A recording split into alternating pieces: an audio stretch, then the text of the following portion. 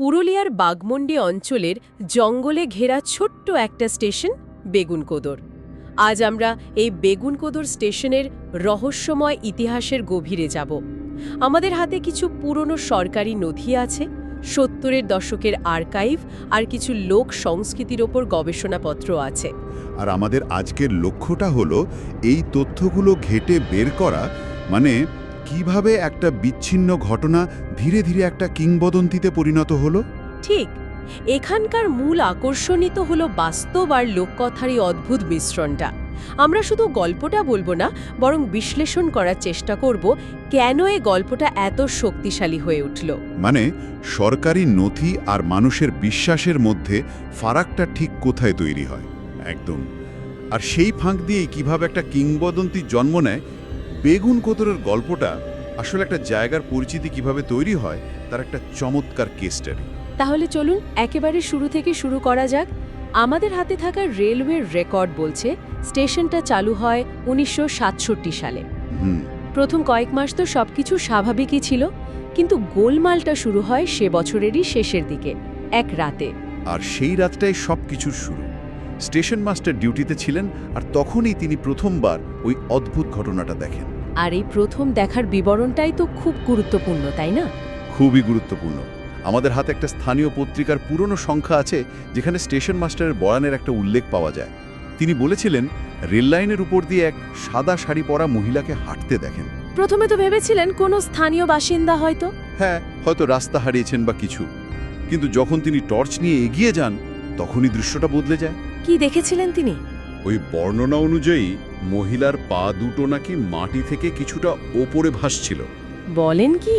হ্যাঁ, আর চোখ দুটো নাকি জ্বলছিল একেবারে কবরের আগুনের মতো লাল। আর স্টেশন মাস্টারের চোখের সামনেই নাকি সেই ছায়ামূর্তি মিলিয়ে যায়। এটা শোনার পর স্বাভাবিকভাবেই একটা প্রশ্ন মাথায় আসে। এই বিবরণগুলো, মানে এগুলো কি পুরোটাই তার ব্যক্তিগত অভিজ্ঞতা, নাকি এর পেছনে অন্য কোনো মনস্তাত্ত্বিক বা সাংস্কৃতিক প্রভাব ছিল? এটা একটা অসাধারণ প্রশ্ন। দেখুন, লোক সংস্কৃতির দৃষ্টিকোণ থেকে দেখলে এই বিবরণগুলো খুব চেনা লাগে। সাদা শাড়ি পরা নারী যিনি অতৃপ্ত আত্মা হিসেবে ঘুরে বেড়াচ্ছেন, এই মোটিভটা আমাদের এখানকার ভৌতিক গল্পে খুব পরিচিত। আচ্ছা, যাকে আমরা পেতনি বা ওই জাতীয় কিছু বলি। ঠিক তাই। আমাদের হাতে থাকা এক গবেষকের লেখা অনুযায়ী এই ধরনের চেনা গল্পের ছাঁচ বা আর্কেটাইপগুলো অনেক সময় আমাদের মস্তিষ্ককে প্রভাবিত করে। একজন মানুষ যখন অন্ধকারে বা নির্জনতায় অস্বাভাবিক কিছু দেখেন, তখন তার মস্তিষ্ক সেই অভিজ্ঞতাকে ব্যাখ্যা করার জন্য পরিচিত সাংস্কৃতিক ধারণাগুলোর সাহায্য নেয়। তার মানে হতে পারে স্টেশন মাস্টার যা দেখেছিলেন তা তার মনে থাকা পুরনো কোনো গল্পের কাঠামোয় সেজে উঠেছিল। হতেই পারে। মানে এটা একটা ব্যক্তিগত দেখার ঘটনা হলেও এর প্রকাশের ভঙ্গিটা ছিল সামাজিকভাবে পরিচিত। কিন্তু বিষয়টা তো শুধু একজনের দেখার মধ্যে থেমে থাকেনি। না, বিলকুল না। পরের দিন স্টেশন মাস্টার ঘটনাটা বাকিদেরও বললেও কেউ বিশ্বাস করেনি। কিন্তু এর ঠিক পরের রাতেই স্টেশনের কয়েকজন কুলিও একই জিনিস দেখার দাবি করে। আর এখানেই ঘটনাটা মোড় নেয়। সমাজতত্ত্বের ভাষায় একে সাইকোলজিক্যাল কন্টেজিয়ন বা মনস্তাত্ত্বিক সংক্রমণ বলা যেতে পারে। মানে একজনের ভয় বা বিশ্বাস অন্যদের মধ্যেও ছড়িয়ে পড়া। একদম। যখন একজন অথরিটি ফিগার যেমন স্টেশন মাস্টার কোনো অভিজ্ঞতার কথা বলেন, তখন অন্যদের মধ্যেও সেই একই জিনিস দেখার বা অনুভব করার প্রবণতা তৈরি হতে পারে। একটা ভয় যখন গোষ্ঠীর মধ্যে ছড়িয়ে পড়ে, তখন সেটা আর ব্যক্তিগত ভ্রম থাকে না, একটা সম্মিলিত অভিজ্ঞতায় পরিণত হয়। আর এই সম্মিলিত অভিজ্ঞতাই হয়তো গল্পের সবচেয়ে মর্মান্তিক অধ্যায়ের মঞ্চটা তৈরি করেছিল। হ্যাঁ, এর কিছুদিন পরেই এক সকালে দেখা গেল স্টেশন মাস্টারের কোয়ার্টারের দরজা বন্ধ। অনেক ডাকাডাকি করেও সাড়া না পাওয়ায় দরজা ভাঙা হলো। আর ভেতরে স্টেশন মাস্টার, তার স্ত্রী এবং সন্তান সহ মোট 4 জনের মৃতদেহ পাওয়া যায়। কি সাংঘাতিক! আর এই ঘটনাই হলো বেগুনকোদর রহস্যের কেন্দ্রবিন্দু। এখানেই সরকারি বয়ান আর লোককথার মধ্যে বিভাজনটা স্পষ্ট হয়ে ওঠে। আমাদের হাতে থাকা রেলের তদন্ত রিপোর্টের একটা অংশে মৃত্যুর কারণ হিসাবে শুধু একটাই শব্দ লেখা আছে: অস্বাভাবিক। ঠিক, অস্বাভাবিক। কোনো নির্দিষ্ট কারণ যেমন খুন, আত্মহত্যা বা অসুস্থতার কথা উল্লেখ নেই। এই অস্বাভাবিক শব্দটা তো খুব অস্পষ্ট। এর মানে কি দাঁড়ায়? তদন্তে কি কিছুই পাওয়া যায়নি, নাকি কিছু লুকোনোর চেষ্টা করা হয়েছিল? ঠিক, এখানেই রহস্যটা ঘনীভূত হয়। এই অস্পষ্টতা একটা বিরাট তথ্যশূন্যতা বা ইনফরমেশন ভ্যাকিউম তৈরি করেছিল, আর মানুষের মন তো শূন্যস্থান পছন্দ করে না। যখন প্রশাসন কোনো ঘটনার পরিষ্কার ব্যাখ্যা দিতে পারে না, তখন সাধারণ মানুষ সেই শূন্যস্থান পূরণ করার জন্য নিজেদের মতো করে ব্যাখ্যা তৈরি করে নেয়। আর এক্ষেত্রে ভূতের গল্পটাই ছিল সবচেয়ে সহজ এবং বলা যেতে পারে বিশ্বাসযোগ্য ব্যাখ্যা। একদম। গ্রামবাসীদের কাছে সমীকরণটা ছিল খুব সোজা। স্টেশন মাস্টার ভূত দেখেছেন এবং সেই ভূতের অভিশাপেই তার সপরিবারে মৃত্যু হয়েছে। প্রশাসনের ব্যর্থতাই লোককথাটাকে একটা অকাট্য সত্য হিসেবে প্রতিষ্ঠা পেতে সাহায্য করেছিল। এই ঘটনার পর তো কর্মীদের মধ্যে আতঙ্ক চরমে পৌঁছায়। স্বাভাবিক। আমাদের হাতে কিছু পুরনো চিঠি আছে যেখানে দেখা যাচ্ছে প্রায় সমস্ত রেলকর্মী বেগুনকোদর থেকে বদলির জন্য আবেদন করতে শুরু করেন। কেউই আর রাতের ডিউটিতে থাকতে রাজি ছিলেন না। আর উপায়ই বা কী ছিল? শেষ পর্যন্ত ভারতীয় রেলওয়ে একটা চূড়ান্ত সিদ্ধান্ত নেয়, বেগুনকোদর স্টেশনটা সম্পূর্ণরূপে বন্ধ করে দেওয়া হয়। ভাবুন একবার, একটা আস্ত স্টেশন ৪২ বছরের জন্য পরিত্যক্ত হয়ে গেল। এই ৪২ বছরের প্রভাবটা কিন্তু সাংঘাতিক ছিল। সুদূর প্রসারে একটা চালু স্টেশন বন্ধ হয়ে যাওয়ার শুধু অর্থনৈতিক প্রভাব থাকে না, একটা সামাজিক প্রভাবও থাকে। এই দীর্ঘ সময়ে প্ল্যাটফর্ম আগাছায় ঢেকে গিয়েছিল, সিগন্যালের লাইটগুলো ভেঙে গিয়েছিল, স্টেশন বিল্ডিংটা পরিণত হয়েছিল একটা ধ্বংসস্তূপে।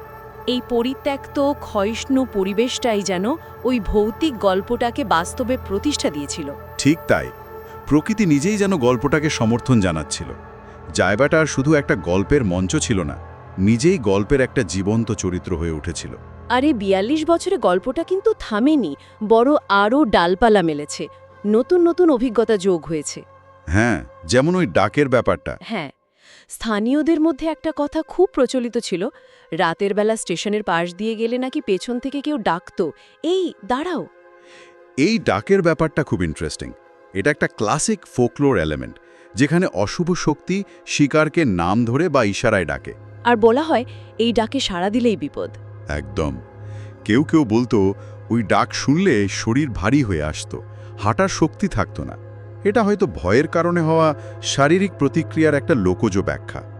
চরম ভয় পেলে মানুষের শরীর অবশ হয়ে যাওয়াটা তো একটা পরিচিত শারীরবৃত্তীয় ঘটনা, কিন্তু লোককথায় সেটা ভূতের অদৃশ্য বাঁধন হিসাবে ব্যাখ্যাত হয়েছে। এই দীর্ঘ ৪ দশক পর ২০০৯ সালে পরিস্থিতি বদলায়। তৎকালীন রেলমন্ত্রী মমতা বন্দ্যোপাধ্যায়ের উদ্যোগে স্টেশনটি আবার খুলে দেওয়া হয়। দিনের বেলায় ট্রেন চলাচল শুরু হয়, টিকিট কাউন্টার খোলে, যাত্রীরাও যাতায়াত শুরু করেন। প্রশাসনিকভাবে বেগুনকোদর আবার মূল স্রোতে ফিরে আসে। কিন্তু প্রশ্ন হলো, একটা স্টেশন পুনরায় চালু করে দিলেই কি ৪২ বছরের পুরনো একটা বিশ্বাসকে মুছে ফেলা যায়? বিলকুল না। আর এখানেই আধুনিকতার লোকবিশ্বাসের লড়াইটা দেখা যায়।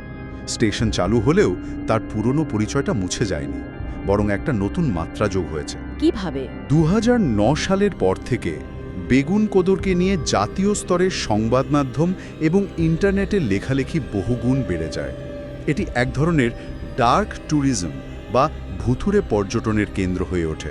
আচ্ছা, মানে প্যারানর্মাল ইনভেস্টিগেটর বা অ্যাডভেঞ্চার প্রিয় মানুষজনের কাছে এটা একটা আকর্ষণীয় জায়গায় পরিণত হয়। ঠিক, অর্থাৎ যে ভুতুড়ে পরিচয়টা স্টেশনটাকে বন্ধ করে দিয়েছিল, সেই পরিচয়টাই এখন এর নতুন আকর্ষণের কারণ। তার মানে কিংবদন্তিটা মরেনি, শুধু তার চরিত্র বদলেছে। আগে যা ছিল ভয়, এখন তা বিনোদন বা কৌতূহলের বিষয়। একদম। আজও নাকি সন্ধে নামার সাথে সাথে প্ল্যাটফর্ম জনশূন্য হয়ে যায়।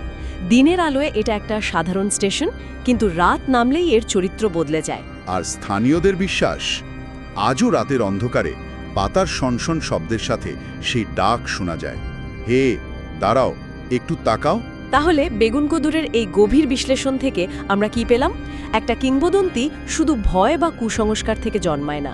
না, এর পেছনে থাকে প্রশাসনিক ব্যর্থতা, তথ্যের অভাব এবং মানুষের মনস্তত্ত্ব। বেগুনকোদর আমাদের দেখায় একটা জায়গার পরিচিতি শুধু তার ইট পাথরের কাঠামোর ওপর নির্ভর করে না, বরং সেই জায়গাকে ঘিরে তৈরি হওয়া গল্পগুলোর ওপরেও নির্ভর করে। অফিসিয়াল মানচিত্রে বেগুনকোদর একটা রেল স্টেশন হতে পারে, কিন্তু বাংলার সাংস্কৃতিক মানচিত্রে এটা একটা জীবন্ত লোককথা। আর আমাদের হাতে থাকা তথ্যসূত্রটির শেষে একটা প্রশ্ন তোলা হয়েছে, যা খুব ভাবায়। গল্পে বলা হয় ওই ডাক শুনে কেউ যদি পেছনে তাকায় তাহলে তাকে আর খুঁজে পাওয়া যায় না। এটা একটা দিলচস্প প্রশ্ন তুলে দেয়, বিপদের কথা জেনেও মানুষের কৌতূহল কি কখনো কমে?